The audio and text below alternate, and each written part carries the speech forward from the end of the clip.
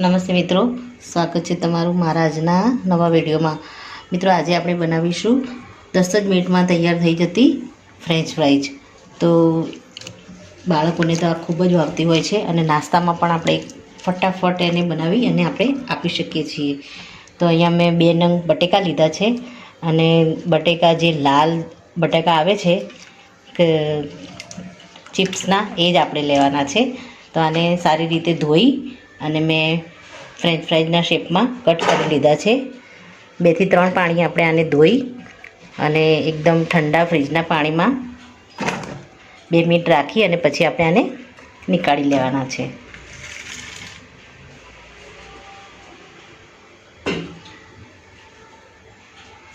મિત્રો આપણે પાણીમાંથી બટેકાની ચિપ્સને આપણે કાઢી દઈશું। સૌપ્રથમ તો આપણે બ્લેક સોલ્ટ એડ કરીશું ટેસ્ટ મુજબ। આપણે ઉપરથી આના પર મસાલો પણ સ્પ્રિંકલ કરવાના છીએ, તો મીઠું અત્યારે આપણે ઓછું જ એડ કરીશું। મેદો આપણે અત્યારે લઈશું અડધી ચમચી જેટલો અને અડધી ચમચી કોર્નફ્લોર લઈશું અને આપણે મિક્સ કરી દઈશું બરાબર। આપણા બટેકાના ઉપર પાણીનો ભાગ છે અત્યારે હાલ આપણે ધોઈ અને નીકાળ્યા છે એટલે આની ઉપર સારી રીતે મેદાને અને કોર્નફ્લોરને એના ઉપર સારી રીતે બધો લોટ આની પર ચોંટી જાય એ રીતે આપણે આને મિક્સ કરવાનું છે। નીચે થોડું પાણીનો ભાગ દેખાય છે, ફરીથી આપણે થોડો કોર્નફ્લોર અને થોડો મેદો એડ કરીશું। તો આપણે થોડો મેદો લીધો છે અને ફરીથી થોડો આપણે કોર્નફ્લોર લઈશું।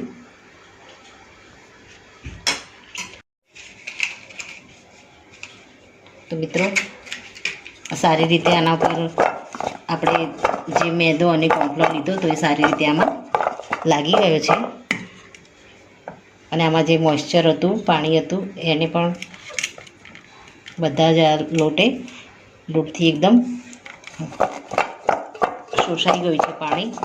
હવે આપણે આની પર કોર્નફ્લોરને થોડો ડસ્ટ કરી દઈશું।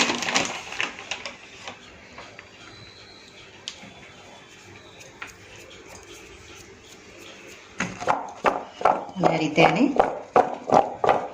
મિક્સ કરી દઈશું જેથી ચિપ્સ એકબીજાને ચોંટી હોય તો એકદમ કોર્નફ્લોર અડી અને છૂટી પડી જાય, જેથી કરીને આપણે ફ્રાય કરવામાં એકદમ આસાની રહે। આ રીતે આપણે થોડું ડસ્ટિંગ કરી અને આપણે હાથથી મિક્સ કરી દઈશું એટલે આપણી ચિપ્સ એકદમ આ રીતે છૂટી પડી જશે અને કોરી થઈ જશે એકદમ। આમાં બધું જ લોટ એકદમ સારી રીતે ફ્રાઈઝમાં ઓબ્ઝર્વ થઈ ગયો છે। થોડું આપણે ટોસ્ટ કરી દઈશું જેથી આની અંદર જે પણ મોઇશ્ચરનું પ્રમાણ થોડું પણ રહી ગયું હોય એકદમ ડ્રાય થઈ જાય અને આ રીતે આપણી ફ્રાઈઝ એકદમ છૂટી કરી દેવાની છે। આપણે તેલને ગરમ થવા મૂકી દીધું છે।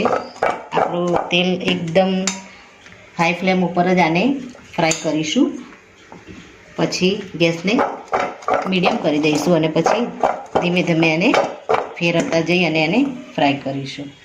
તો આપણી ફ્રાઈઝ આ રીતે તળવા માટે રેડી થઈ ગઈ છે। આપણું ઓઇલ આવે એટલે આપણે એમાં ફ્રાય કરી દઈશું। મિત્રો આપણું ઓઇલ એકદમ સરસ થઈ ગયું છે। હવે આપણે એક ફ્રાઈઝને અંદર નાખી અને ગેસને આપણે મીડિયમ કરી અને ફ્રાય કરી દઈશું। આપણે અત્યારે આને હલાવીશું નહીં, થોડી અંદર ફ્રાય થાય પછી આપણે આને ધીમે ધીમે પલટાવીશું।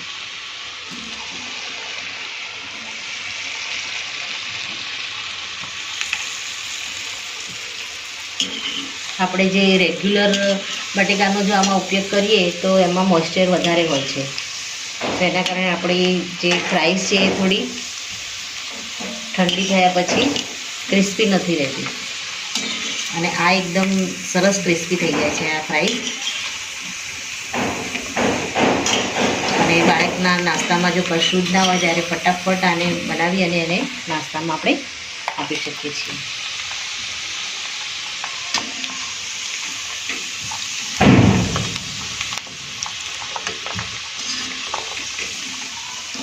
આ રીતે આપણે વચ્ચે વચ્ચે હલાવતા રહેવાનું છે. મિત્રો, આપણે જે કોર્નફ્લોરને ઉપરથી થોડો ડસ્ટ કર્યો હતો એ જો વધારે પડી જાય તો તમે એને છંડીમાં નાખી અને એક્સ્ટ્રા કોર્નફ્લોરને તમે કાઢી અને પછી આ રીતે ફ્રાય કરશો તો પણ એકદમ સરસ થઈ જશે.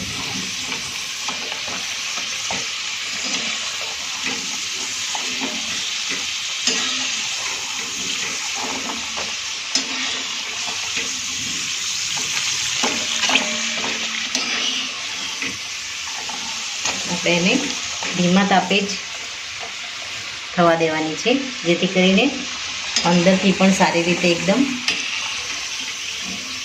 ફ્રાય થઈ જાય અને એનું ઉપરથી લેયર પણ એકદમ ક્રિસ્પી થઈ જાય. મિત્રો, તમે જોઈ શકો છો આપણી ફ્રાઈઝ એકદમ સરસ ધીમા તાપે ફ્રાય થઈ ગઈ છે, અને આપણે બહાર લઈ લઈશું.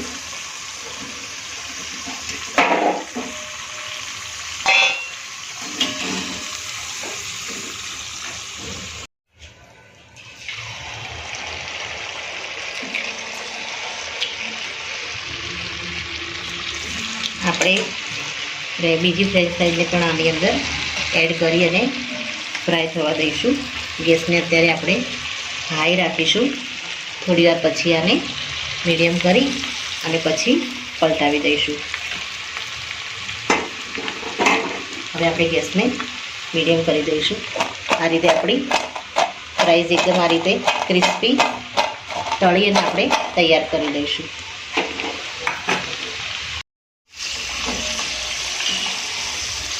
મિત્રો, આને ફ્રાય થતાં આરામથી 5-7 મિનિટ તો લાગે જ છે, એટલે આપણે 5-7 મિનિટ સુધી આ રીતે આને ફેરવતા રહીશું તો એકદમ સરસ રીતે ક્રિસ્પી ફ્રાય થઈ જાય છે.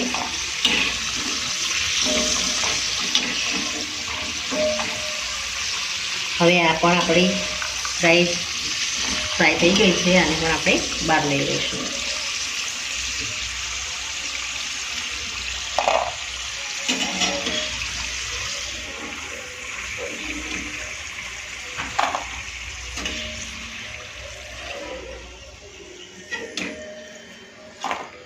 આ રીતે બધી જ ફ્રાઈઝને આપણે ફ્રાય કરી લઈએ.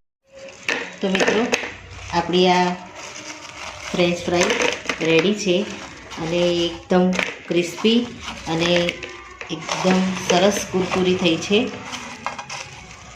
આની પર આપણે પેરી પેરી મસાલો એડ કરી દઈશું. બહાર જે બજારમાં મળતી હોય છે એ ખૂબ જ મોંઘી આવે છે, અને એને ફ્રોઝન કરવાની ઝંઝટ વગર 10 જ મિનિટમાં આપણી આ ફ્રેન્ચ ફ્રાઈઝ રેડી થઈ જાય છે, અને બાળકોને ખાવામાં પણ ખૂબ જ મજા આવે છે.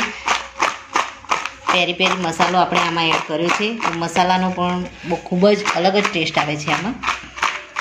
તો મિત્રો, મારો આ વિડીયો અહીંયા પૂરો થાય છે. મારો વિડીયો આ જો તમને ગમ્યો હોય તો લાઈક કરજો, શેર કરજો, અને તમારી ચેનલ દેશી સ્પૂનને સબસ્ક્રાઈબ જરૂરથી કરજો, અને કમેન્ટમાં જરૂરથી લખજો કે ઝટપટ ફટાફટ તૈયાર થઈ જતી આ ફ્રેન્ચ ફ્રાઈઝની રેસીપી તમને કેવી લાગી. ફરી મળીશું એક નવા જ વિડીયો સાથે. ત્યાં સુધી આવજો મિત્રો. Thank you.